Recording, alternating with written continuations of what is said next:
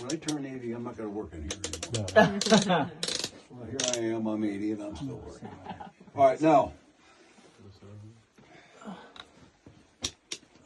main shaft in this mine was 1,420 feet straight down, as I mentioned.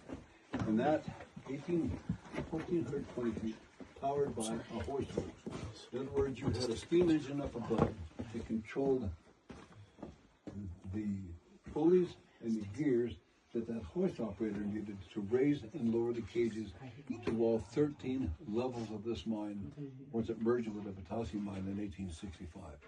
13 different levels. This mine, ladies and gentlemen, was huge.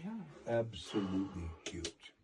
Now, the hoist operator, without a doubt, had the most critical job of anybody on the mine site because he was responsible for the safety of those miners coming up and down in those open cages. Okay.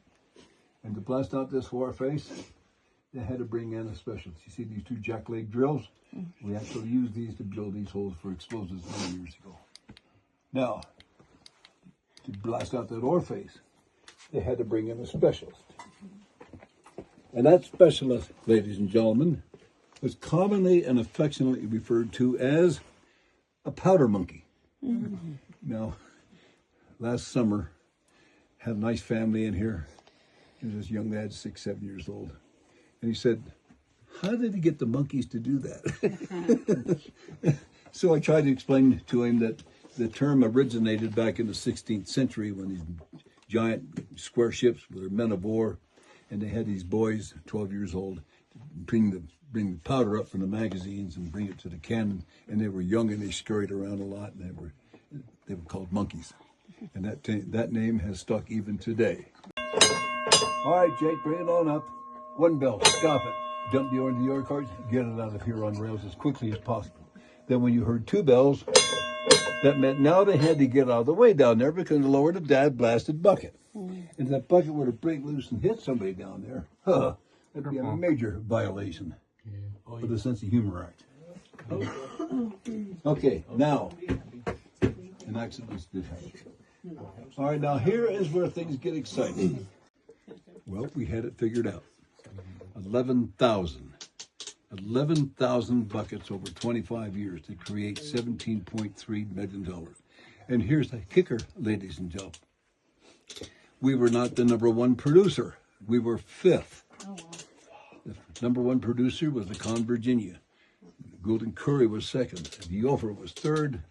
The 4th was the Savage, and we were the 5th.